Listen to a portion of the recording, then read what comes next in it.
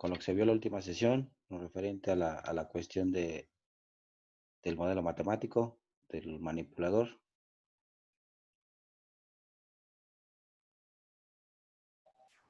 ¿Hay dudas? ¿Todo bien? ¿O hacen falta más ejercicios? Pues no estaría mal otro ejercicio para que quede más claro, un Bueno, poquito más claro. ok. Yo creo que sí vamos a hacer más ejercicios, pero yo creo que esos los vamos a hacer como un problemario. Se los voy a subir a la plataforma y de todas formas estaremos retroalimentando la solución de cada uno de ellos, ¿no? Ahorita vamos a continuar con el tema que les había comentado, la parte de la cinemática inversa, ¿no? Déjenme compartirles la pantalla.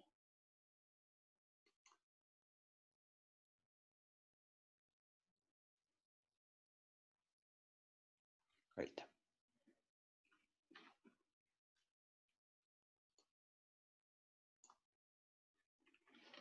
Bueno, lo que estábamos comentando la sesión de la parte de la cinemática inversa, ya les platicaba, es un proceso en el cual ahora lo que nosotros tenemos que encontrar es la posición y la orientación perdón, el valor angular o articular más bien, porque depende de si es una articulación, es un robot que tiene articulaciones prismáticas o de desplazamiento o articulaciones de revolución.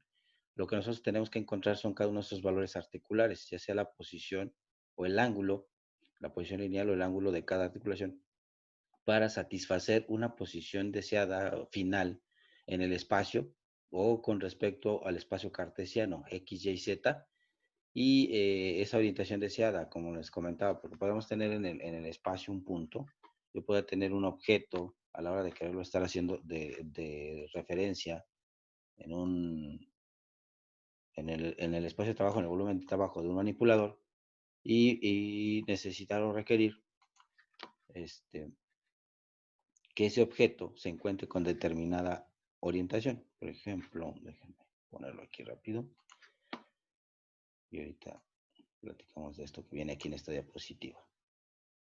Entonces, si estuviera yo trabajando en un plano cartesiano de dos ejes, vamos a tener al final de cuentas una posición en X y una posición en Y. Si, si a nosotros podríamos tener un objeto en el espacio, un punto en el espacio en el cual nosotros queremos encontrar, bueno, aquí lo voy a poner como si fuera un objeto cuadrado, ¿sale? Y queremos hacer referencia a encontrar ese objeto, ese punto en el espacio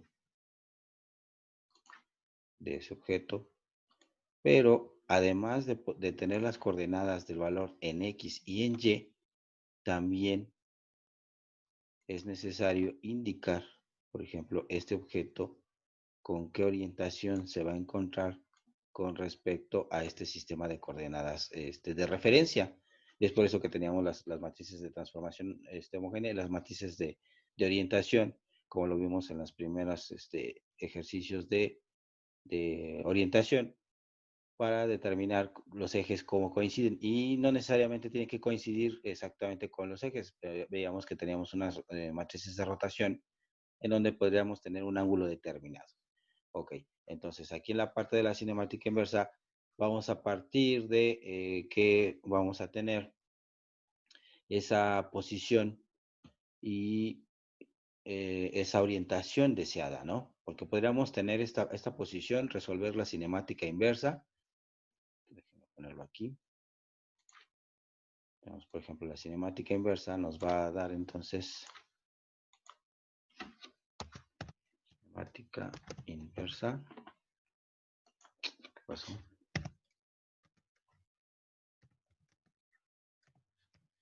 Cinemática inversa. Aquí nosotros vamos a proporcionar los valores de la posición y articulación deseado y lo que vamos a obtener, digo, espacial, y lo que vamos a obtener son los valores articulares. Entonces aquí es técnicamente como si yo le estuviera diciendo que requiero darle los valores de X, de Y y de Z. Obviamente también los ángulos, que también conocen como bueno, voy a dejar aquí. Los ángulos de Euler de la orientación o simplemente los ángulos correspondientes con X, Y, Z de ese objeto que yo deseo en el espacio.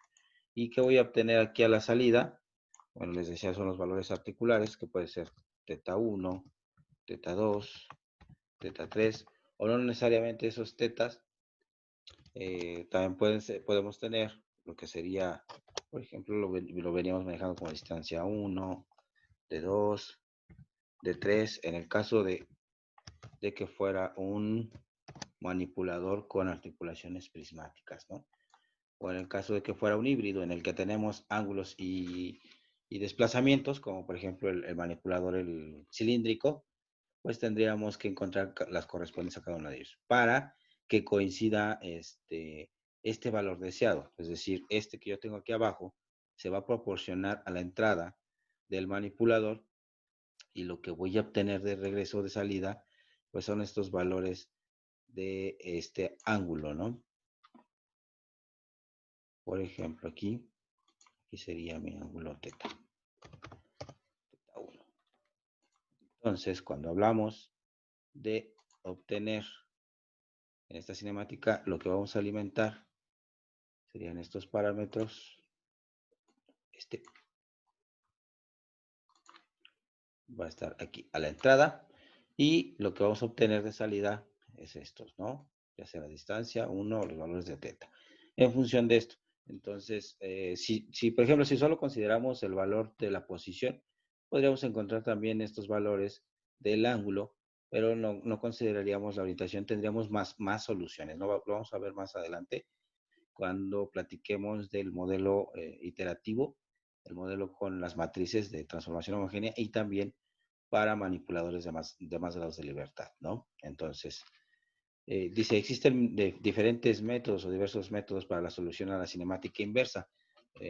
Podría ser el método analítico, ahorita vamos a ver uno muy sencillo para un manipulador, y vemos cómo se va haciendo más complejo dependiendo de el número de grados de libertad con los que cuente cada uno de ellos, ¿no? Y el otro método, el método geométrico, y finalmente un método por la solución de las matrices por métodos iterativos, ¿no? En que vamos a nosotros estar analizando de forma ya más a fondo.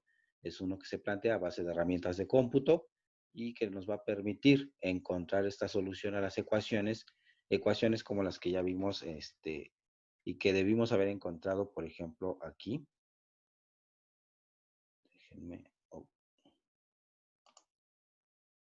por ejemplo, recuerden, este fue el último que estuvimos realizando, en donde encontrábamos los parámetros de Denavit y Hartenberg, y en función de eso sacábamos las matrices de cada uno de ellos hasta encontrar la ecuación general, o en este caso la matriz, por ejemplo, el resultado de esas matrices que vamos a tener y que nos iban a dar el modelo del manipulador, iba a ser las matrices de transformación homogénea desde 6 a 5, 5 a 4, 4 a 3, 3 a 2, 2 a 1 y 1 a 0.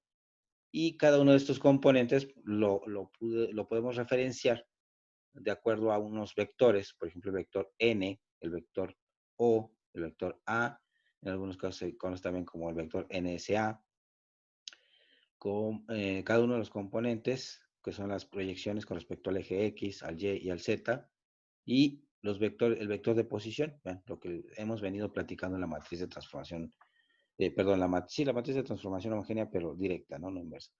La directa, y cada uno de estos componentes ya está involucrado en esa ecuación, pues todos los valores angulares que se requieren de los grados de libertad para poder determinar esta sola orientación en X, en Y y en Z.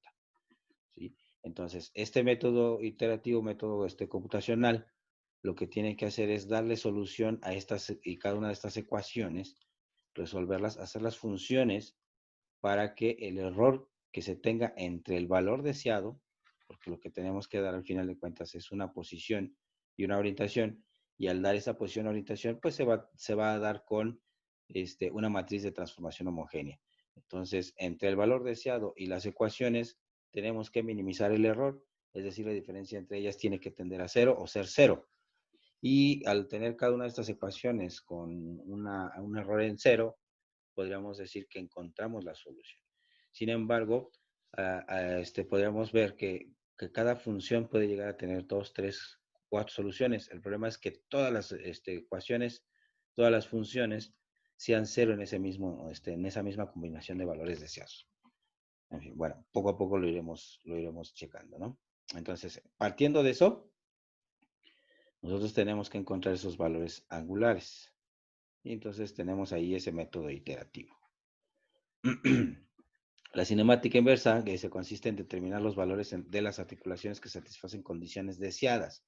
Esos son los valores de las articulaciones que tenemos que encontrar, que sería el valor de θ1, θ2, θ3 o distancia 1, 2, 3, para encontrar esta posición, o para satisfacer más bien esta posición y esta orientación. Entonces, estos son los valores que nosotros vamos a dar de entrada, qué punto queremos, y necesitamos encontrar, perdón, los valores de estos ángulos. De lo anterior también se puede identificar 3 problemas a resolver en cuanto a la cinemática inversa. Hasta ahorita, por ejemplo, todo este modelo matemático que hemos encontrado simplemente nos da posición y orientación final, ¿no? En la parte de la cinemática directa. Esto que hemos encontrado nos da la posición, esta posición, y la orientación, en función de que si nosotros vamos cambiando los valores de las articulaciones, una vez que encontramos este modelo, pues va cambiando esta posición y esta orientación. Pero, ¿qué pasa entonces, por ejemplo, en una cinemática directa de velocidades? Lo que vamos a tener aquí es que si estuviéramos hablando de algo muy similar a esto, pero relacionado con velocidades, la velocidad sería esta.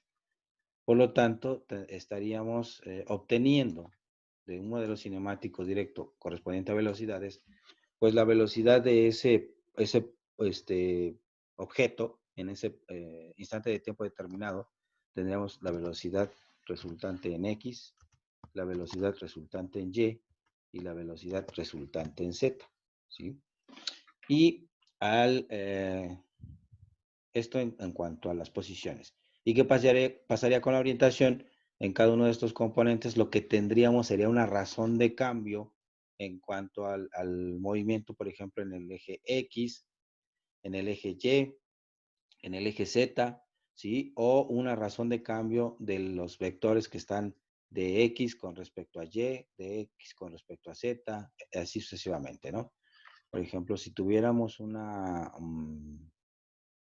por ejemplo, la matriz de rotación, voy a tratar de ponerlo aquí. Una matriz de rotación en el eje X. Si lo recuerdan, era 1, 0, 0. Y aquí tendríamos 0. Aquí sería coseno de teta. Voy a marcarlo como coseno de 1, por ejemplo. Coseno menos seno. Menos seno.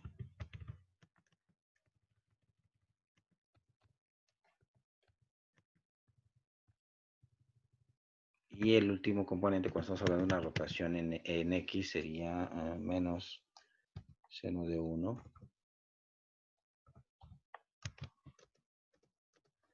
Coseno de 1. Entonces, eso tendríamos en cuanto a posición, ¿no? Si tuviéramos solamente una relación de rotación aquí. Y cuando se está considerando ya la razón de cambio, pues entonces ahora sí sería qué tan rápido estaría cambiando esta posición o esta relación entre el eje X del móvil con respecto al fijo, del eje X, Y, del móvil con respecto al fijo y el Z, ¿no? Z con respecto a Y y con respecto a Z, porque es donde tenemos las predicciones. Los que se mantienen sin razón de cambio, por ejemplo, en este caso, pues sería el eje X del móvil con respecto al fijo. Pero al estar hablando de una razón de cambio de un valor angular, pues, ¿qué es lo que vamos a obtener entonces aquí? Cuando estamos considerando una razón de cambio de grados, pues vamos a encontrar una velocidad angular, un omega, ¿sí? Por ejemplo, aquí tendríamos omega de 1, el otro sería omega también omega, pero vamos a llamarlo así, sería la componente de esa velocidad, ¿no? La componente de esa velocidad con respecto al eje X. Así como nosotros sacamos la componente de una velocidad final, es decir, si tuviéramos una partícula, voy a ponerlo de este lado. Por ejemplo, esta velocidad, vamos a proyectarla aquí en este sistema de coordenadas. Y, por ejemplo, que yo tengo aquí un vector, tengo este punto,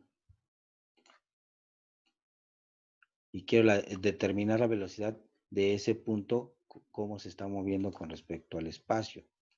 Entonces, yo tengo aquí esta velocidad lineal. Pero esa velocidad tiene componentes en X y componentes en Y. Lo puedo descomponer. Obviamente, para poder sacar la velocidad final o la velocidad total, al estar hablando de vectores, pues esto sería la raíz cuadrada. Vamos, ¿cómo voy a poner raíz cuadrada? Bueno, squared. La raíz cuadrada de la velocidad en X al cuadrado más la velocidad en Y al cuadrado. ¿Por qué? Pues porque se tratan de vectores, ¿no? Entonces sacamos la parte de las componentes en X, la componente en Y de esta velocidad, y la velocidad resultante pues va a ser la raíz cuadrada de los cuadrados, pero también va a llevar una velocidad, perdón, una dirección. Recuérdense que por tratarse tratarse de vectores, los vectores tienen magnitud, dirección y sentido. Entonces podemos tener una velocidad negativa o velocidad positiva. Además tenemos la dirección, que estaría determinada por el ángulo, y que ese ángulo pues depende, en este caso, de la componente en X, la componente en Y, el ángulo que forma entre ellos por los catetos, el opuesto y el adyacente. Y esta velocidad va a tener estos componentes, ¿no? Ya cuando hablamos de de esta partícula en un sistema tridimensional, X, Y, Z, pues obviamente va a tener velocidades en X, Y, Z, ¿sí? Y por lo tanto también va a tener esta velocidad angular. ¿Qué quiere decir aquí? Por ejemplo, yo podría calcular esta velocidad lineal en función de la razón de cambio que tengo aquí. Este ángulo teta también va a empezar a cambiar. Si yo quiero generar esta velocidad resultante, este valor angular está cambiando, y ese valor angular ese es omega 1. Omega 1. Y hay una relación para poder encontrar estas velocidades lineales, ¿no? Si recuerdan ustedes sus conceptos de física, decían que por ejemplo, puede ser el radio de ese vector o una magnitud. Por lo tanto, podemos nosotros determinar que la velocidad de salida es igual a la velocidad angular, omega 1, por el producto cruz de su distancia, de R, ¿sí? Entonces, aquí simplemente va a estar en función de eso. Con eso tenemos la velocidad lineal que tendríamos en ese punto, y estaría determinada, en este caso, el ángulo, dependiendo de este ángulo que tengamos en ese momento, en ese instante. Tenemos aquí una relación de 90 grados y estaríamos encontrando la dirección de este. Ok. Entonces, vean, si nosotros quisiéramos sacar, por ejemplo, esta velocidad, es qué tan rápido está moviéndose con respecto al eje X, qué tan rápido está moviendo con respecto al Y, qué tan rápido está moviendo con respecto al Z. Al identificar la orientación, ya cuando estamos haciendo un eslabonamiento, es decir, qué tan rápido está cambiando un sistema de coordenadas en la coincidencia de los ejes con respecto al de referencia. Para poder hacer eso, tan fácil es como saquemos la derivada de la velocidad del componente angular en X, en Y y en Z. Y de la misma forma tendríamos que hacer una derivada para encontrar la razón de cambio de cada uno de estos componentes. Y esto apenas hablando de cinemática directa de velocidades. Entonces, cuando se habla también de aceleraciones, pues se vuelve a hacer una derivada. Entonces, aquí primero tendríamos que derivar cada una de estas componentes con respecto al tiempo. Por lo tanto, pues ahí encontraríamos que, por ejemplo, la derivada del coseno es menos el seno por la derivada del argumento, en este caso, pues del ángulo. Entonces ahí tendríamos que sería menos seno del ángulo por la derivada del ángulo, que sería teta punto, pero ese teta punto es esta velocidad angular. Y así sucesivamente, ¿no? Vamos a tener cada uno de ellos. Y de la aceleración, perdón, de la segunda derivada o de la aceleración, es igual, vamos a tener que volver a derivar esto que sacamos para encontrar esas razones de cambio de la velocidad con la que determinamos la aceleración, y de igual forma ver cómo van cambiando esas omegas para encontrar las aceleraciones angulares. Y con ello también se tendría, en cuanto a cinemática directa, también se podría analizar con cinemática inversa. Entonces también vamos a tener cinemática inversa de velocidades y de aceleraciones. ¿Por qué lo comento? Bueno, si esto ya después se trata de este objeto que se va a mover en el espacio, pero además quiero que este objeto se mueva con una determinada velocidad y una determinada aceleración, si lo estamos hablando, déjenme guardar este para borrar. Si estuviéramos hablando de que que un robot va a ejecutar una actividad específica, déjenme ver si supongamos que este robot tiene en su extremo una herramienta de corte, por ejemplo, y queremos que haga una trayectoria específica, que haga esto o esto, y a lo mejor después tenga que hacer un corte de este tipo. Al tratarse de corte o de soldadura, por ejemplo, le tenemos que indicar los movimientos, cómo se va a realizar, cómo se va a desplazar, las coordenadas de inicio y de final, pero también le tenemos que decir con qué velocidad se va a mover a través de ese tipo de movimiento. En este movimiento recto, con qué velocidad quiero que se mueva aquí. Obviamente, no puedo mantener la velocidad instantáneamente desde cero hasta una velocidad máxima, por ejemplo, ni tampoco de ir de velocidad máxima a cero en un instante muy corto. Entonces, ahí lo que se hacen son los perfiles de velocidad, y eso pues depende también la tarea que se esté haciendo, ¿no? Vamos a ir de una velocidad cero, vamos a alcanzar una velocidad máxima, nos establecemos en el transcurso del tiempo a esa velocidad máxima y volvemos a bajar. Entonces, estas velocidades, estos perfiles de velocidad nos van a generar una aceleración al principio, una aceleración positiva, una aceleración negativa para llegar a cero.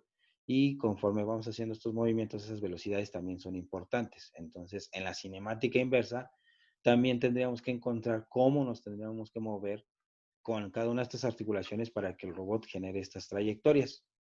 Y lo mismo con las aceleraciones.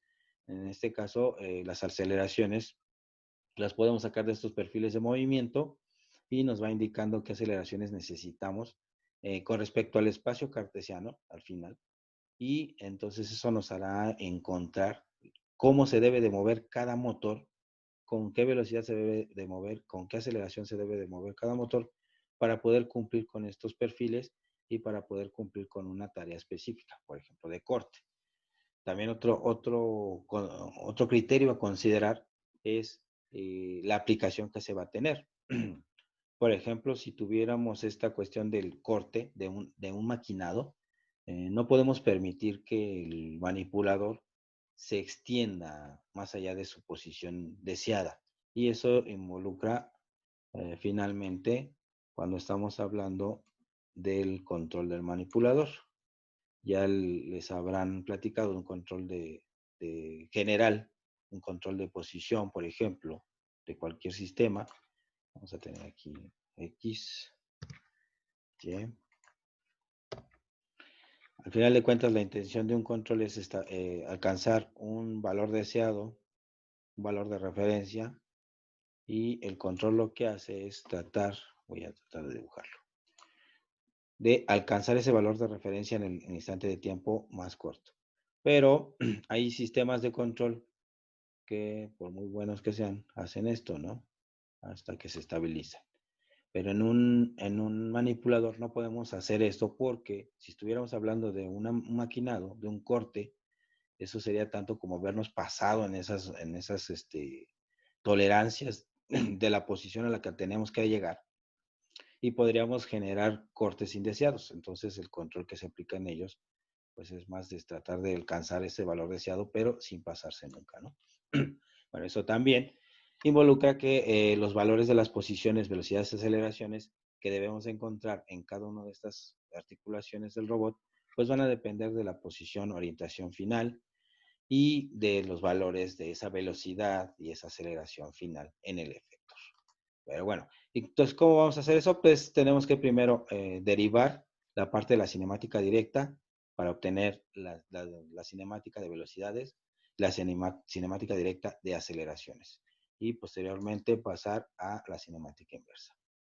Ok, entonces déjenme pasar al otro.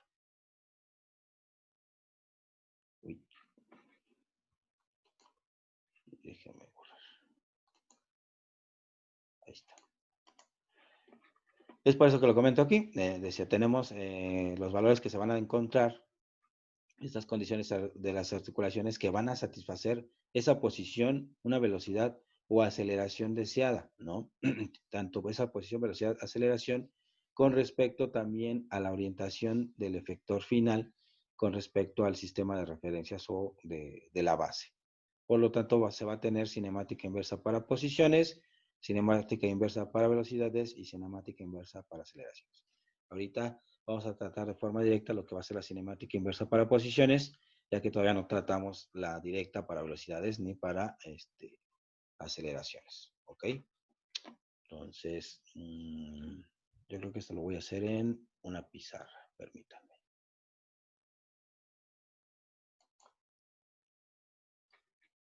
Porque, ouch.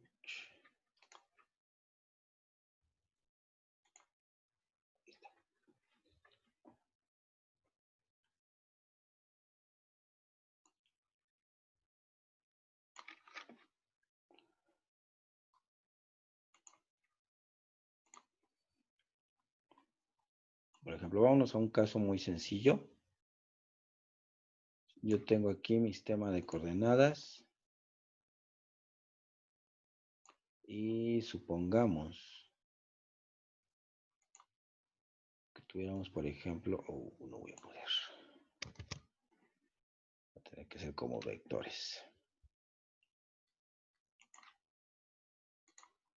Un manipulador, por ejemplo, de 2 grados de libertad.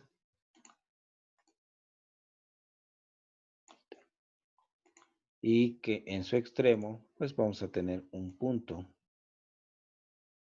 al cual quiero llegar, ¿no? Entonces aquí, en la posición y orientación final, vamos ahorita directamente, puras posiciones, pues va a ser el valor de este punto, su valor en X, y la proyección o el valor en Y de ese mismo punto. Esos son mis valores de entrada. Entonces, ¿qué necesitaría encontrar? Pues aquí necesitaríamos encontrar lo que sería el valor de teta 1 y el valor, aquí tendría que proyectar este hacia acá. Bueno, lo voy a poner sin flecha para que no se confunda. Hagan de cuenta que es la línea del eje neutro del primer eslabón. Y este sería el valor de teta 2.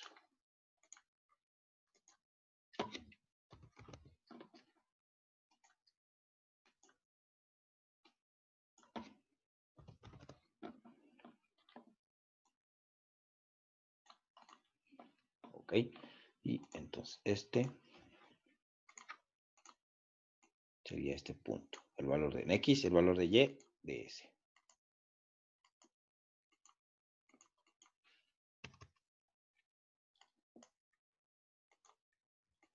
Oh, no me deja. Debe ser más largo.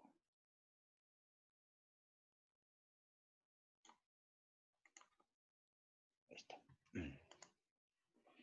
En fin, este modelo directo, digamos el modelo que pudiera representar la cinemática directa, acuérdense que la cinemática lo que pretende es darnos una relación, una ecuación que nos relacione cada uno de estos componentes para obtener al final de cuentas una posición y orientación deseada.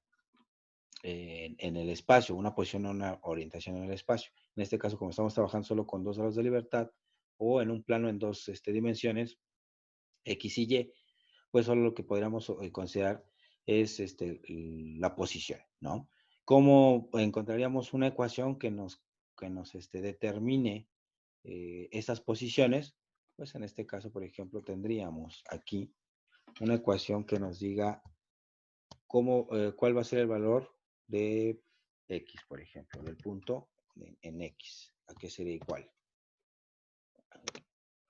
Podríamos considerar que esto, como son vectores, necesitaríamos encontrar esta PX a lo que nosotros conocemos.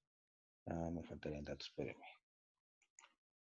Aquí me faltaría que pues, podríamos ponerle como L1 y el valor del segundo eslabón o el segundo vector, su magnitud sería L2, su longitud. ¿Vale? Entonces aquí tendríamos que es el valor de X, lo podríamos sacar en función de estos elementos. Y ya habíamos platicado con la cinemática directa, que era igual esto, era L1 Es L1 coseno de teta 1 por coseno de teta 1, ¿sí? Por coseno de teta 1. más ¿Okay? L2, ¿no? Más, exacto. Coseno de teta 2 En este caso, pues sí podría ser coseno de teta 2. Ahorita les explico cuál es la diferencia entre teta sería teta 1 más teta 2. Porque esto sería la parte de X, ¿no? ¿Por qué teta 1 más teta 2? Porque estamos sacando un ángulo con respecto a la proyección del eslabón anterior. Si fuese solo, en este caso, coseno de teta 2, estaríamos sacando un ángulo con respecto a la horizontal, con respecto a ¿no? Para sacar la proyección en X y en Y. Déjenme poner, sería el eje X, sería el eje Y, ¿sí? Pero ¿por qué no hacemos esa referencia y ya sería más fácil, ¿no? No tendríamos que estar sumando el ángulo teta 1. Si tuviéramos acá otro eslabón, pues tendría que ser la suma de teta 1 más teta 2 más teta 3. ¿Y por qué no simplemente tomarlo con esa horizontal, ¿no? Y sacar esos ángulos absolutos. Pues simple y sencillamente porque cuando nosotros estamos haciendo este eslabonamiento, nuestro sistema de referencia inmediato anterior, pues es este eslabón. Entonces tenemos que considerar el ángulo con respecto al eslabón anterior. Y este ángulo, si lo sacamos con respecto al sistema global de referencia, pues nos va a obtener esto, que es el ángulo que ya tenemos conocido, que es teta 1, que fue, vamos a suponer aquí fueran 60 grados, más el ángulo teta 2, pero este ángulo es menos, por ejemplo, que serán como menos 80 grados, vamos a suponer. Entonces, ese resultado pues me va a dejar, con respecto a la horizontal, me va a dejar en un ángulo, si esto lo traslado aquí abajo, vean, estaríamos que en un ángulo negativo, ¿sí? Aunque estamos haciendo la suma de estos ángulos, pues obviamente este ángulo que tengo aquí es mayor, ¿no? Entre todos, por eso el resultado tiene que dejar este pedacito que podemos ver aquí. Y por eso es la razón de que se van teniendo estas sumas de los ángulos, ¿no? Y al final de cuentas, pues sí podría ser este valor. Pero no se mide por la forma como está eslabonado, por la forma como está conectado mecánicamente entre ellos, pues se mide con respecto al eslabón anterior.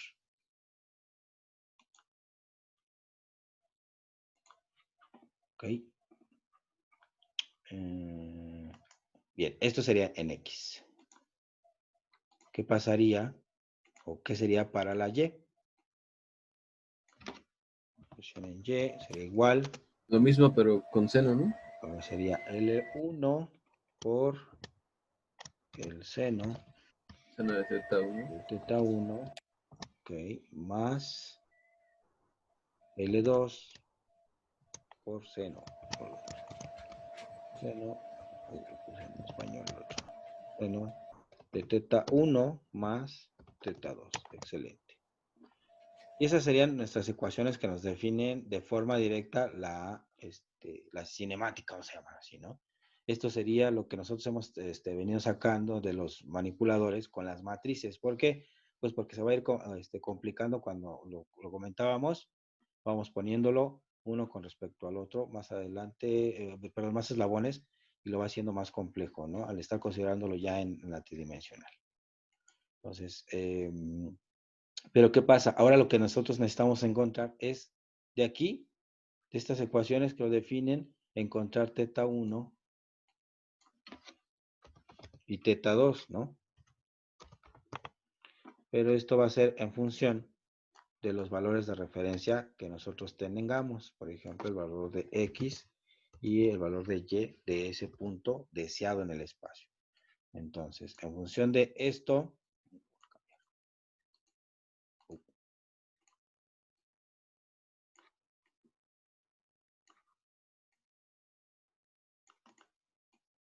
oh,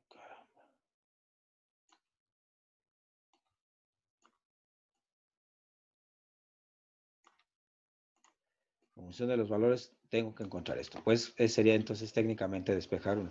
Entonces, si lo hacemos de forma analítica, tendríamos que despejar de estas ecuaciones los valores de teta 1 y teta 2 para poderlo encontrar. Si pudiéramos hacerlo con ecuaciones simultáneas, pudiéramos decir que tendríamos, por ejemplo, dos ecuaciones y dos incógnitas, ¿no?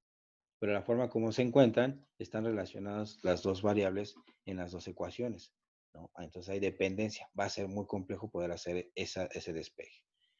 Y les platicaba, hay otro método que es el método geométrico. Entonces aquí lo que tendríamos que es, por medio de todos estos vectores que estamos teniendo, encontrar estos valores de los ángulos. ¿Cómo lo podríamos resolver de una forma geométrica, por ejemplo? ¿Qué datos podemos ver de esta relación de vectores? De L1, de L2, del valor deseado de X, de Y, que son los datos que yo voy a encontrar, que yo voy a proporcionar, porque es el punto que deseo, y los valores de la longitud del eslabón 1, del eslabón 2, también los voy a dar los voy a proporcionar, los conozco, y lo único que tendré que encontrar entonces ahora es el ángulo teta 1 y teta 2. ¿Qué más datos puedo obtener de este punto de referencia en ese espacio?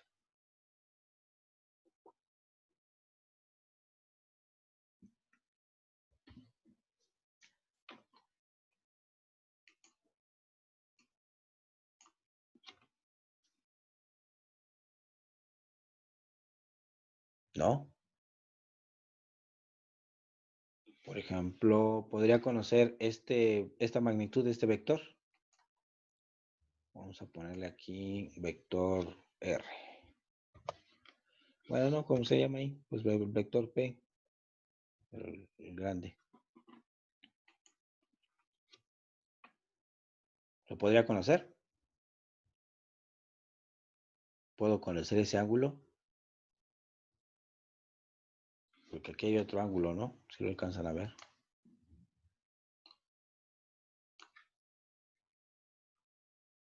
Voy a poner aquí. Es que no se pueden dibujar redonditos. Este sería otro ángulo, ¿no? Ya se lo voy a dibujar aquí. Para ver si les da una idea de eso.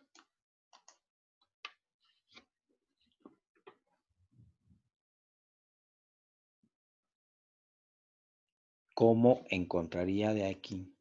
¿A qué sería igual, por ejemplo, entonces, teta 1, a qué sería igual? Y teta 2, a qué sería igual.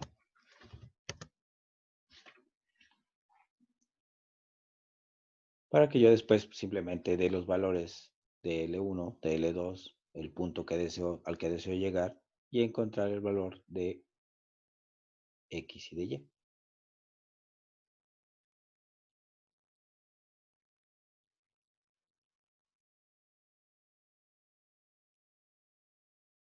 ¿No?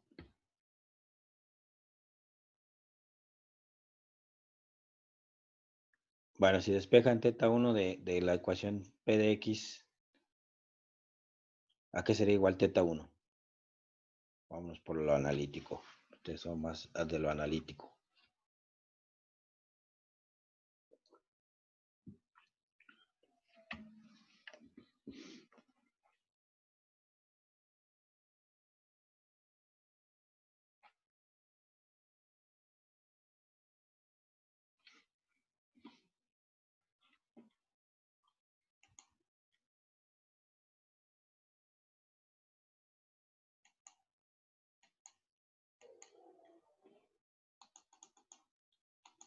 ¿No? ¿Nadie?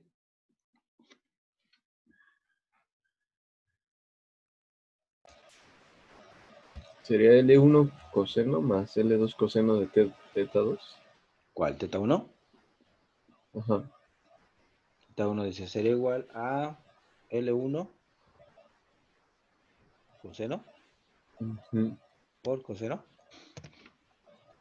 ¿El coseno de quién? No sé. Ahora, si lo despejamos así de forma analítica de X, tendríamos que, recuerden, tenemos que separarlo. Si tuviéramos el teta 2 nada más, sí, lo separamos, lo dejamos del otro lado. Lo que me planteabas en un principio, ¿no? Que nada más fuera el teta 2. Sí, lo podía simplificar, pero necesitaríamos tener en todo momento esa referencia de teta 2 con respecto al sistema global. Y eso es más complejo de dar cuando estamos hablando de los manipuladores ya en físico. Relacionarlos directamente sobre, el estar midiendo ese ángulo directamente sobre el sistema global, necesitaríamos eh, un sensor que nos dé esa posición de referencia siempre con respecto al sistema global. Voy a tratar de dibujarlo aquí. Okay. Bueno, supongamos que este es un eslabón de un robot y este es otro eslabón.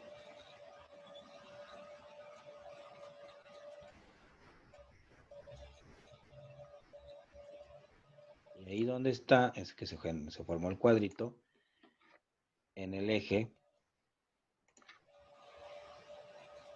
Este sería mi eje de motor. Y ahí mismo yo voy a poner un sensor para medir el ángulo que existe de este eje.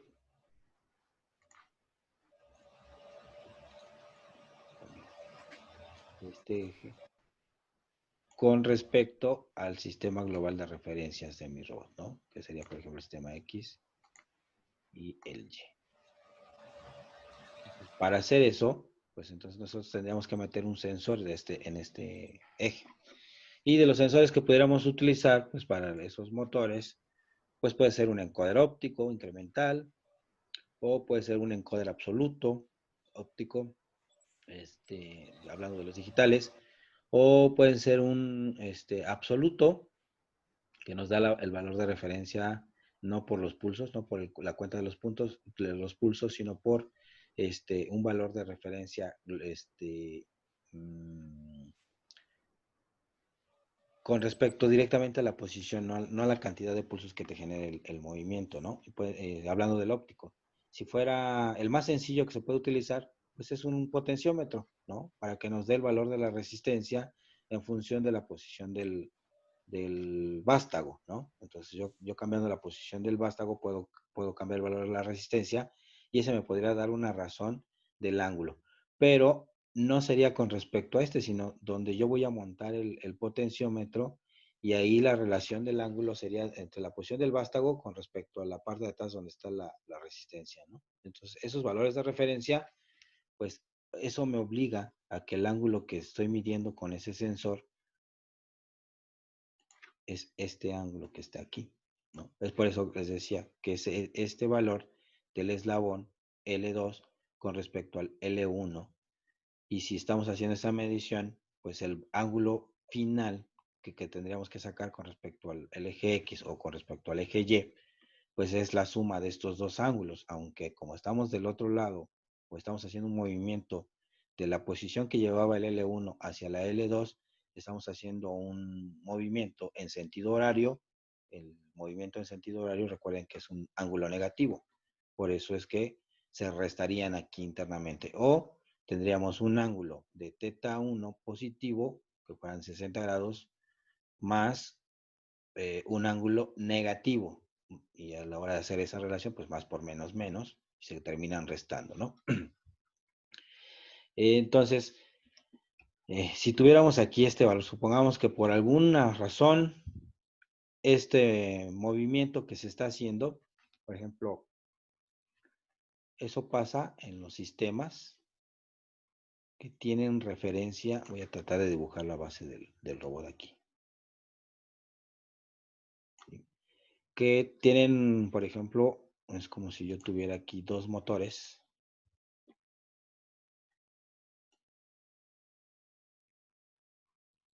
A ver si los puedo dibujar. Me dan de cuenta que está un motor. Y voy a poner otro motor acá atrás. Espero. Mucha imaginación, perdón. Ahí imagínense que son otros motores que los tengo hacia anclados hacia adentro del plano, ¿no? Y mecánicamente los voy a unir, por ejemplo, a una polea. Aquí. Para hacer mover el primer eslabón. ¿Vale? Entonces aquí viene mi polea.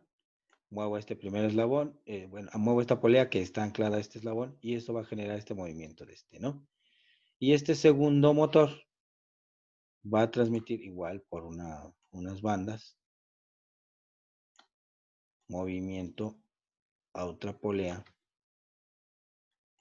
que a su vez va a transmitir el movimiento a una polea arriba o a un engrane, por ejemplo. Uy, este quedó muy abierto. Así.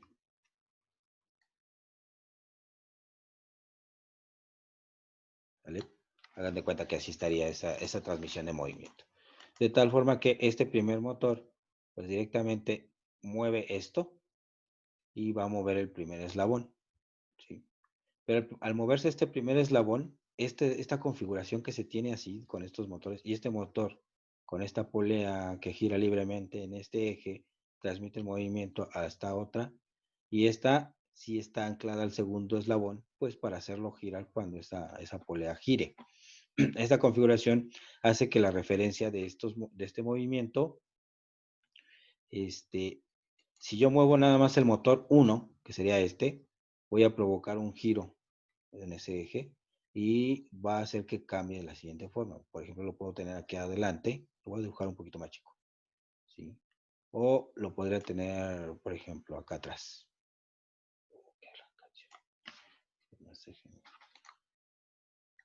Acá atrás, ¿no? Pero ¿qué le pasa al segundo eslabón con este eslabonamiento, con esta forma de eslabonarlo, con este motor acá abajo de referencia?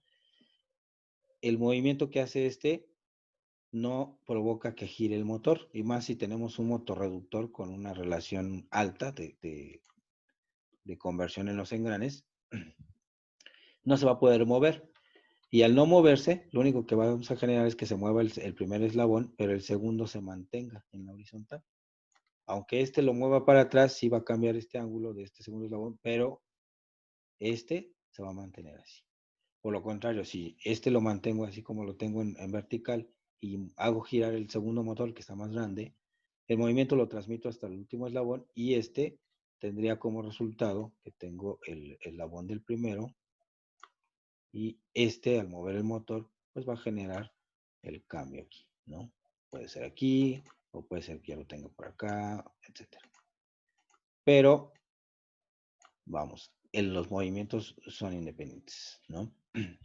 Si tuviera este eslabonamiento mecánico ahí, es equivalente a tener siempre el valor de referencia del ángulo hacia acá. Pero eso es más menos práctico a la hora de estar analizando la parte del modelo real del motor, del manipulador. Permítame, es que. Ok. Y entonces, ya de forma más común, lo que se tiene es que se presenta un motor directamente al eje del primer eslabón y un motor en el eje del segundo eslabón, lo que se le conoce también como accionamiento directo. Es decir, tenemos un motor anclado directamente al eje de cada uno de estos. Al hacer eso, ¿qué pasa cuando yo muevo el primer motor? Pues al moverlo completamente, estos dos sí van a girar. Si tuviéramos un accionamiento directo, al mover este ángulo, hace que el ángulo que está entre ellos siempre se mantenga, 90 grados, por ejemplo. Si yo lo muevo hacia acá adelante, el primer eslabón, pues va a provocar que el segundo eslabón viaje con él, se mueva con él, pero siempre mantenga el mismo ángulo que hay entre ellos dos. Esa es la diferencia entre decirle que sea el coseno de teta 2 o en el caso de coseno de teta 1 más teta 2, pero teta 1 es el del primer eslabón y teta 2 con respecto al segundo eslabón, no con respecto al sistema global de referencias, ¿no? Es la diferencia. Esa es la situación que se presenta aquí. A la hora de quererlos, pues obviamente despejar, les decía, para poder determinar cuánto va a valer teta 1 y teta 2, si lo hacemos rápido de este primera ecuación, pues lo que tendríamos sería px menos L2 por o L2 coseno, porque todo el componente pasa completo, voy a poner coseno, de teta 1 más teta 2. Y esto sería igual a, por ejemplo, L1 por coseno de teta 1. ¿Sí? Sin embargo, pues vean, nos sigue quedando el valor teta 1 aquí y el valor de teta 2 acá. Si esto estuviera así, sería un poco más fácil, ¿no? Pero, vean, seguimos teniendo problemas. Porque después de esto, tendríamos que, estamos multiplicando, pasa dividiendo, tendríamos P de X menos L2, voy a poner paréntesis, L2 coseno de teta 2, cierro paréntesis, todo eso entre L1 y será igual al coseno de teta 1. Si quisiéramos entonces ahora teta 1, pues es igual al arcoseno, ¿no? O al inverso.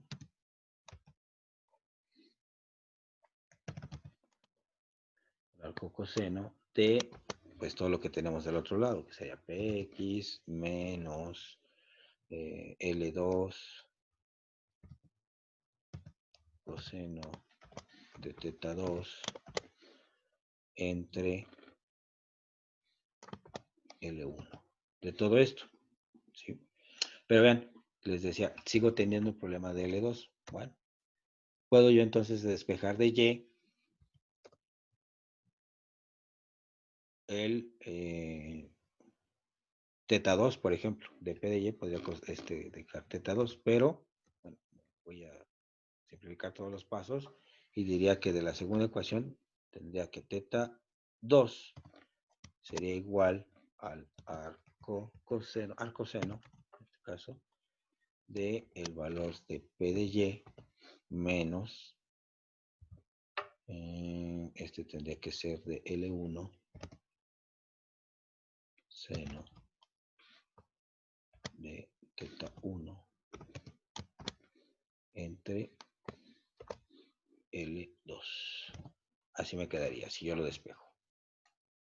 ¿Sí? Entonces, pero vean, seguimos teniendo esta dependencia. Aunque yo lo despeje, aunque yo despeje teta 1 de la ecuación 1, me queda aquí adentro teta 2. Si yo despejo teta 2 de la ecuación 2 o de Y o de la ecuación 2, me va a quedar nuevamente en función de teta 1. Entonces, las dos dependen uno del otro. No lo puedo despejar así de sencillo. Tendríamos que utilizar identidades trigonométricas. Bueno, puede ser una opción y utilizar identidades trigonométricas para poder separar estos dos, pero siguen estando, vean, aunque lo utilicé de forma sencilla, no usar suma de ángulos, siguen estando las dependencias cruzadas, ¿no? Por eso les decía, geométricamente, ¿qué podríamos hacer? ¿Cómo lo podríamos resolver? Entonces, este punto que tenemos aquí me va a dar, pues obviamente la información que estoy teniendo es un vector en X, que sería este de acá abajo. Permita, que no me deja ver esta cosa.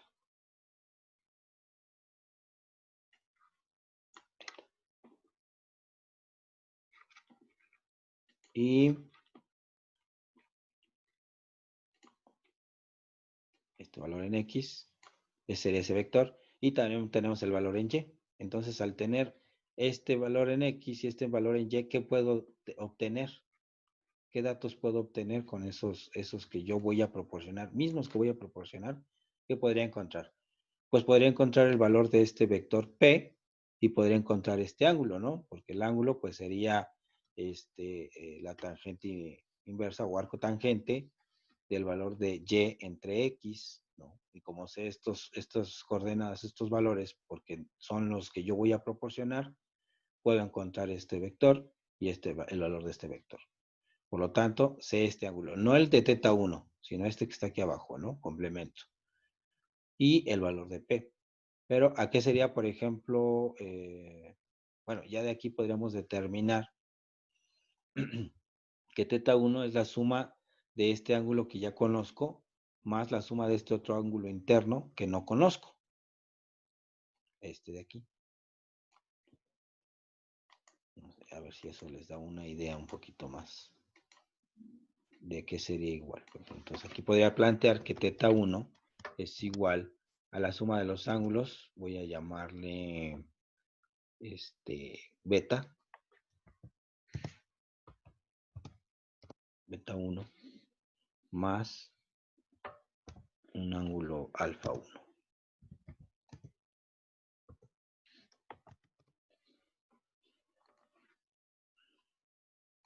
Aquí este sería el ángulo beta y este sería el ángulo alfa, el interno.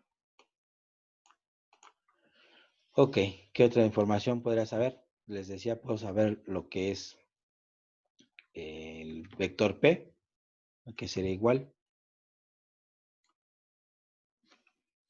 Pues es simplemente la hipotenusa, ¿no? Podríamos sacar que P es igual a la raíz cuadrada de la parte de la posición en X al cuadrado más la posición de Y al cuadrado. O los vectores, ¿no? Los componentes de ese. Entonces saco o puedo saber el valor de P. Pero ¿cómo saber entonces ahora este ángulo? Teta 2. ¿Cómo saber este ángulo interno que sería alfa, que es el que quiero también encontrar? Para que sea este valor, este triangulito, que hay esta diferencia. Esta siempre sí va a estar encontrándose, porque este valor yo lo estoy dando. ¿Sí? Ahora vean también, aquí se va a alcanzar a apreciar que estos, una cinemática inversa siempre nos va a dar dos resultados, lo que se conoce también como el conjugado y es también derivado de las raíces, ¿no? Acuérdense que una raíz cuadrada te da doble resultado. Si hiciera un espejo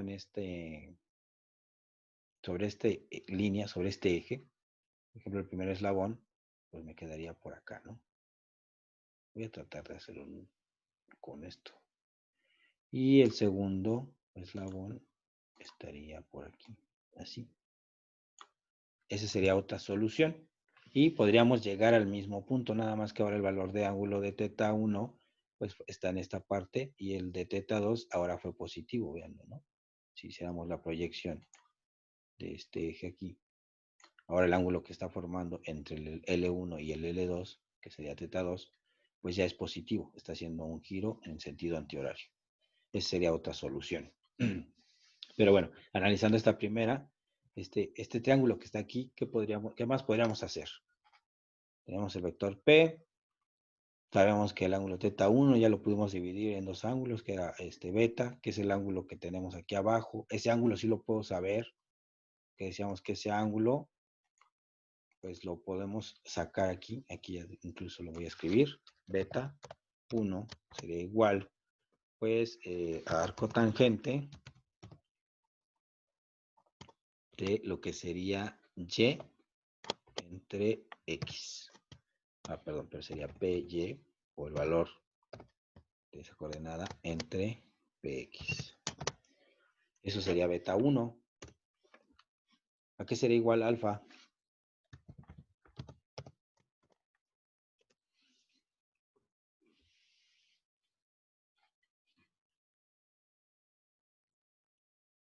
¿Alguien se acuerda de eso?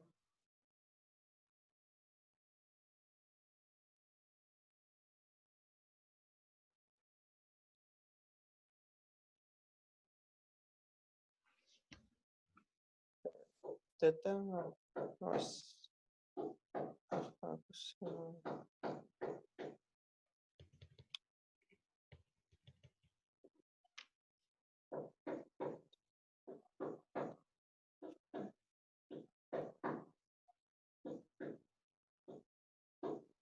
¿No? ¿Nadie? no, ahorita no me acuerdo. Vamos, vamos. Yo sé que ustedes Mm, pueden. mm, Es geométrico. Geometría pura. No me digan que los voy a regresar hasta la secundaria.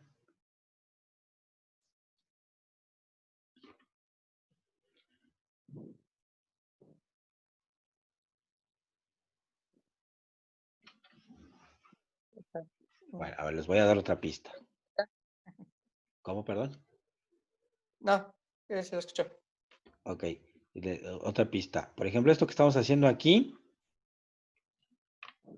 en la parte de abajo, pues sí es fácil encontrar, ¿no? Que son, digamos, tuviéramos la componente en X, tenemos la componente en Y. Cierra porque no me deja. Y tengo aquí, por ejemplo, esta resultante. Y al final de cuentas, esto es un triángulo rectángulo, ¿no? Y eso sí lo saben, ¿no? Lo recuerdan, lo tienen más presente. Aparte del componente del cateto opuesto, cateto adyacente, eso puedo calcular el ángulo, que esto sería la parte de el cateto opuesto, pues es Y, cateto adyacente es X, eso pues me da la tangente, y al sacar el arco tangente de eso puedo sacar el ángulo, ¿no? La parte de P, pues es la suma de los cuadrados, ¿no? Con el cuadrado de Y, el cuadrado de X, raíz cuadrada, para sacar la magnitud y sacar el vector P. Esto ahí sin problema. Pero, ¿qué pasa cuando el triángulo no es un triángulo rectángulo? Es decir, aquí la relación entre ellos no hay 90 grados, como lo es con el triángulo de arriba. Y vean, ¿qué conozco de este triángulo que está aquí arriba? ¿Conozco L1? Pues sí, lo podría conocer, aunque ahorita aquí no se ha planteado, es parte del diseño del manipulador. Y la longitud del eslabón 1, indudablemente lo tenemos que conocer. L2 igual, que sería la longitud del eslabón 2.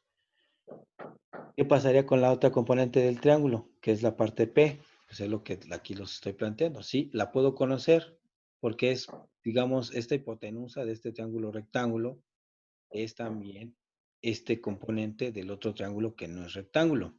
O no garantizamos que tendría que ser un triángulo rectángulo, porque estos ángulos van a cambiar al final de cuentas. Y precisamente, pues eso es lo que quiero encontrar para satisfacer esto, ¿no?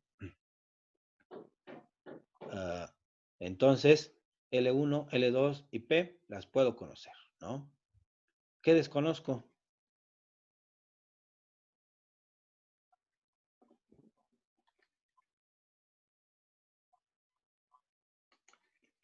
Este sería mi otro triángulo, lo voy a poner acá. Sería algo así.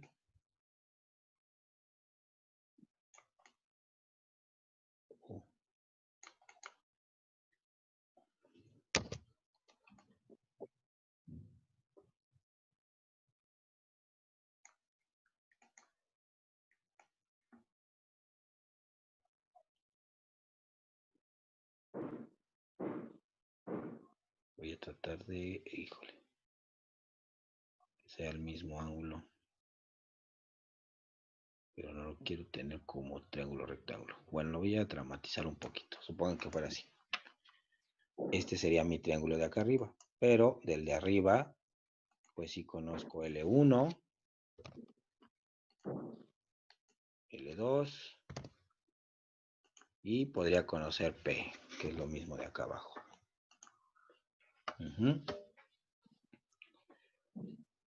¿Qué desconozco de él? Pues desconozco A. ¿Los ángulos? Exacto. Desconozco todos los ángulos internos. Vamos a ponerle... Voy a darle... Para no... C. Y... Híjole. No lo quiero confundir con el beta que pusimos abajo. Vamos a ponerle... Bueno, pues sí. B1. Ya que... Esos son los que desconozco. Desconozco este ángulo que se lo habíamos llamado el alfa. Sí. El psi. Phi. Puede ser. Aquí ya los nombré de diferentes formas. Pero ¿cómo los podrías encontrar? ¿Ya se van acordando? ¿Con la ley de senos? Con la ley de senos. ¿Qué dice la ley de senos? Es A sobre seno de A. Te escucho un poquito bajito, Uriel. A ver si te puedes acercar un poco al micrófono. Pero necesitaríamos saber aunque sea un valor, ¿no? Pero Saber no un tienes valor. con lo de Pues abajo. sí, sabemos L1, L2 y P podríamos saberlo.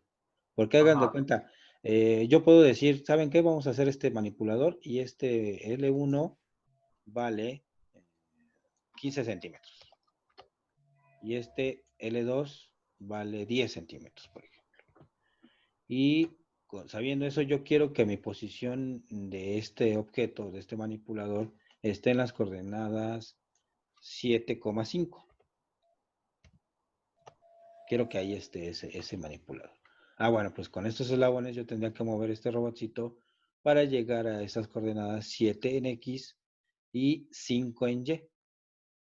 Por lo tanto, pues puedo sacar el valor de ese vector resultante, el vector P, pues simplemente sacando la raíz cuadrada de la suma de esos dos componentes, ¿no? De hecho, ¿a qué sería igual, por ejemplo, para esa posición? ¿A qué sería igual P?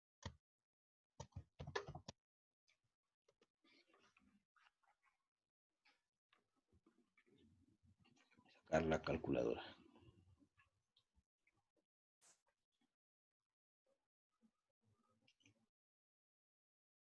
Está bien lenta mi máquina, perdón, ¿eh?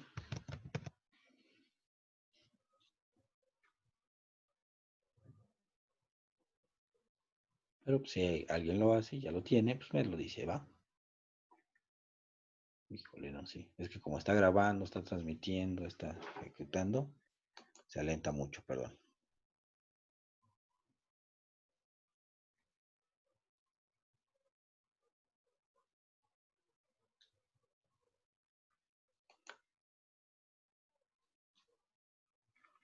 Ok, entonces sería 7, pues al cuadrado,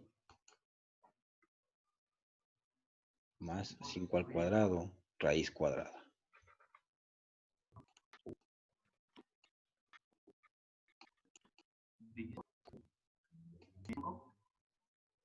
16 punto qué? 5. Sí, es que te sigue trabada la mía. Que la resulte un poco. A ver, mira, comprobarlo los demás, porque acuérdense que es 7 al cuadrado, son los valores de estos que estoy dando, el X deseado y el Y deseado. Entonces el valor resultante, el vector, pues va a ser la raíz cuadrada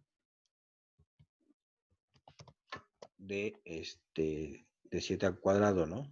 Que son 49 más 25. Entonces nos dio son 60, 74. Ok, de una vez lo vamos a poner. Bueno, sí lo dejo aquí. Sí, 8.6. Ah, ¿no? 8.6, sí, está bien. ¿Sí, verdad? Ok. Sí. Ok, entonces será, si lo dejamos 49 más 25 para saber qué eran los valores Ahorita lo expreso con unas anotaciones. Y entonces P es igual a 8.6 y más parámetros en la mantisa, ¿no? 60-23 yo tengo. Vamos a poner 4 en la mantisa. Ese sería el valor de P. Y con el valor deseado, lo que yo necesito es encontrar pues, los valores de teta 1 y teta 2 para hacer que este manipulador que mide 15 en el eslabón 1 y 10 en el segundo, llegue a la posición 7,5, ¿no? Entonces esta P, que en este caso estos dos triángulos lo comparten, este triángulo rectángulo que está aquí, lo comparte con un triángulo que no es rectángulo, está arriba, que es P. Ok, ya lo sé. 8.06. Entonces, este es 15, este es 10, este es 8.06, y lo que tengo que encontrar son los ángulos internos. Entonces, con la ley de senos que nos platicaba Uriel, ¿qué dice la ley de senos, Uriel? Sería el seno de, bueno, en este caso de A Ajá. sobre su Seno de A lado, ¿no? De su longitud, entre L, L de A. L de A, vamos a ponerlo así, ¿no? Ajá, que en este caso sería L2, ¿no? Sí, podría ser. Ajá, más Ok, seno de B. déjalo pongo entonces en ese. Entonces, seno de A, esto es a la longitud que tenemos enfrente, que es L2. Y eso sería igual, no lo voy a poner acá abajo porque me está estorbando. Aquí. Ajá, igual a seno de B más Al seno de B, que puede ser otra, entre P. seno de un ángulo B entre la longitud B, ¿no? Ajá, Pero esta longitud B, bueno, pues va a depender, ahorita vemos quién es quién, ¿no? Pero esa longitud B podría ser L1. Vamos a suponer. Y también es igual a un seno de C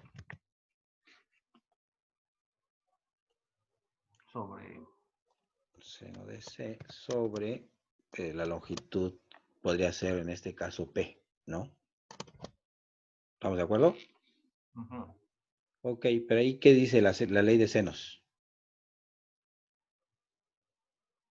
Si consideramos únicamente 2, lo voy a Sí, resaltar. se puede hacer el despeje para descubrir el ángulo. Ok, si En consideramos, todos lados, depende de qué tengas. sí, ¿qué necesitamos saber? El ángulo, entonces despejamos Necesitamos seno. saber un ángulo, porque aquí, por ejemplo, si agarramos 2, si yo despejo, si despejo seno de B, ¿sí? Ya después puedo sacar el arco seno y saco el argumento, ¿no? B. Pero necesitaría saber el seno de A, que es el ángulo, y CL2, CL1, pero sigo teniendo otra incógnita. Tengo dos incógnitas y dos variables que conozco, ¿no? Sería muy complejo, aunque lo hagamos también con seno de B y seno de C. Conozco P, conozco L1, pero desconozco los dos ángulos. Entonces, ley de senos no me ayuda. ¿Cuál me queda? La ley de cosenos. Ley de cosenos, en este caso, ese sí. ¿Qué dice la ley de cosenos? Sí, ya me acabé la pizarra. Es la raíz cuadrada de, bueno, sería la distancia que quieres saber al cuadrado es igual a Voy a poner aquí. no sé, a al cuadrado es igual a b al cuadrado más c al cuadrado. A cuadrada, ajá. Ah, Espérame, pero aquí vamos a plantearlo como distancias. Vamos a suponer que fuera, por ejemplo, L1. ¿A qué sería igual L1? L1 al cuadrado es igual a... Perdón, sí me falta el cuadrado. Déjenme cómo lo pongo el cuadrado. Híjole, ¿dónde está el gorrito? Acá está. Al cuadrado. Ahí está. L1 al cuadrado va a ser igual.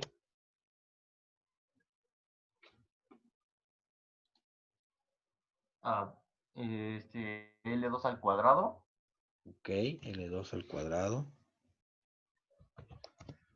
Ajá. más p al cuadrado Más P al cuadrado. menos 2L2. Menos 2 veces, ajá, 2 por, uch, menos 2 por 2L2 por P L2 por igual P. P. Por el coseno del ángulo. Ahí está, menos P. que Todo esto por el coseno de seno, en este caso es coseno de C. el coseno del ángulo. Pero en este caso L1, no le pusimos nombre, ¿no? Sería de coseno de C. Ajá. Coseno de C. Ese sería una, ¿no? Y de igual forma, cuando cambiamos de lado, ¿no? Sí, Aquí lo nada que nos más está va diciendo, cambiando los ángulos de... la de cosenos dice que la relación de los lados, aquí conocemos todos los lados, tenemos L1, tenemos L2, tenemos P, y eso nos puede hacer encontrar el coseno de ese ángulo correspondiente. Entonces, ¿qué haríamos? Pues de aquí despejamos este ángulo, ¿no? Aquí sí ya lo podemos encontrar, porque solo tengo una incógnita y todas las demás son variables que puedo conocer en un determinado momento, ¿no? Entonces, déjeme trasladar esta para acá, para hacer un espacio más. Y ahorita cambiamos de página. Ok. Entonces, ¿cómo me quedaría si yo despejo, por ejemplo, el coseno de C? Lo mismo, pero bueno, se pasa el coseno y a todo lo que está de lado sobre L1 al cuadrado. Esto es igual a L2 al cuadrado L2 al cuadrado, ok, más P al cuadrado. más, ¿verdad? Ajá. L2 al cuadrado más, Menos sí, 2. porque lo estamos pasando al otro lado, ¿no? Todo eso va a pasar como menos también, ¿no? No, eso sí se queda igual, solo cambiamos el coseno. O sea, todo queda igual, pero solo queda sobre L1 al cuadrado. Queda sobre L1 Ajá. al cuadrado. Todo eso sobre L1 al cuadrado. Es que estaba sumando, ¿verdad? Tenemos L1 al cuadrado, L1 cuadrada, L2, perdón, al cuadrado más P cuadrada menos 2 veces. Ok. Si lo pasamos al otro lado, se pone positivo. Y al despejar, nos queda, ok, sí, cierto, L1, P cuadrada.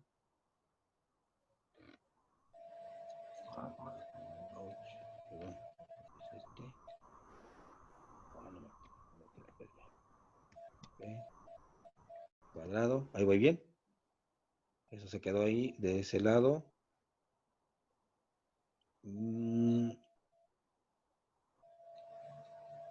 Abajo, eso queda arriba, ¿no?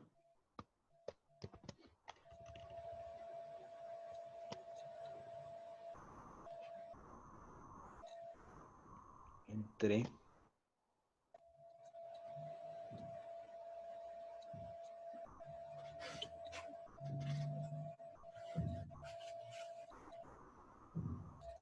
Pero falta el L1 al cuadrado. Entonces, aquí adentro. Sí, arriba, ¿no? Ajá, arriba se queda el Pero L1 al cuadrado. aquí le restamos, ¿no? Este sí es menos L1 al cuadrado, ¿no? No, pues por eso el coseno se queda ahí y pasaría menos, al lado derecho pasaría menos 2, menos L2 al cuadrado, menos P al Pero ¿y el 2 dónde cuadrado. lo dejaron? Sí, sería menos L1, ¿no? Menos L1, si era lo que te decía, ¿no? Menos L1 al cuadrado. Sí. Ahí está. Y ya todo eso sobre 2 por L2 por P. ¿Sí? Que es la que pasa dividiendo. Ok, sí. 2 por L2 por P. Ahora sí, perfecto. ¿No se pasaría en arco coseno? Sí, bueno, es que aquí quedaría esto, sería igual coseno de C, ¿no? Sí. Y pues obviamente C pues sería igual al arco coseno de todo eso que tenemos aquí arriba, que es L2 al cuadrado. Bueno, todo lo que tenemos aquí, el argumento de arriba. Voy a poner así. ¿Vale? Sí. Pero ya, entonces aquí sí ya sabemos que tenemos conocimiento sobre la longitud 2, tenemos conocimiento de P y tenemos conocimiento de L1. Por ejemplo, para este ángulo de C, que sería este que tenemos aquí. Pero en realidad nos serviría saber ese ángulo.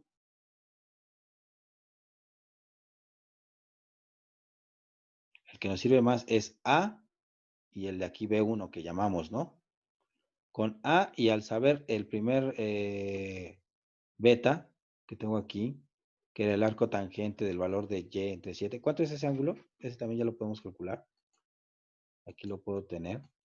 Que beta 1 sería igual al arco tangente de 7 entre 5, ¿no? No, perdón, 5 entre 7. Porque es y entre x. Esto sería igual a... A ver cuánto me da a mí. Híjole, es que se alenta mucho mi máquina, perdón.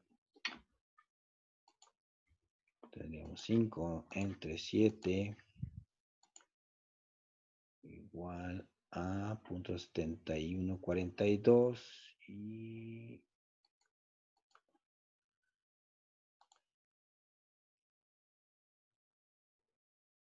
5 entre 7 igual arco tangente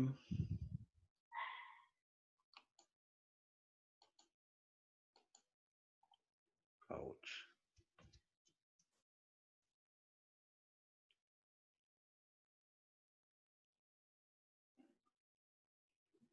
No lo trae esta calculadora.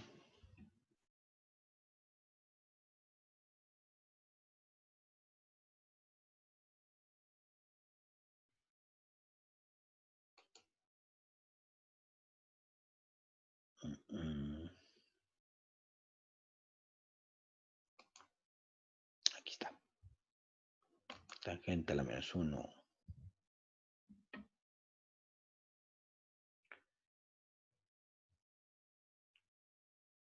Dice que es 35.53 grados.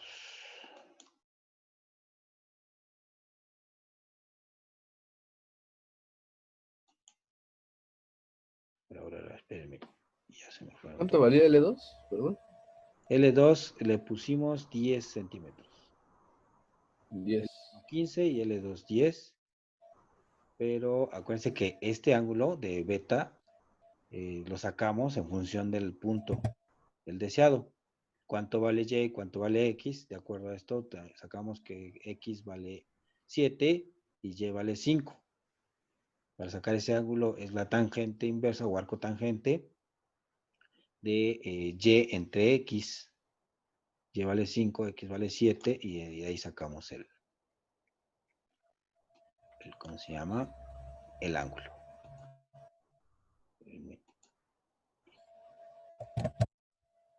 Ok. Entonces decía 5 entre 7 me da .70 y al sacar 35.53 grados ahorita. 35.53 grados. Este es el ángulo de beta 1.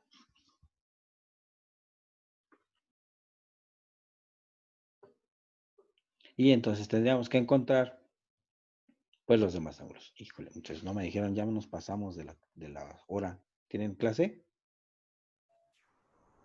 Sí, de inglés. Ya van tarde. Bueno, aquí vamos a dejar entonces. Lo que hay que encontrar entonces ahora es este ángulo alfa para complementar con este ángulo que ya tengo aquí. Y eso me va a dar el ángulo teta 1. Para teta 2 tendría que encontrar este ángulo que está aquí. Y con la suma de teta 2 me va a dar 180 grados. Este ángulo adentro, con este ángulo, me da 180. Entonces, tengo 180 menos el ángulo que voy a encontrar aquí, me va a dar el valor de teta 2. ¿Vale? Entonces, realícenlo y en la sesión de mañana lo platicamos a ver cómo nos quedamos. Déjenme capturar esta pantalla para retomarlo el día de mañana. ¿Vale? Bueno, vamos a dejarle por el momento aquí porque ya me extendí. Perdón. Entonces, los veo el día de mañana, muchachos. ¿Vale? Sí, está bien. Oh, nada.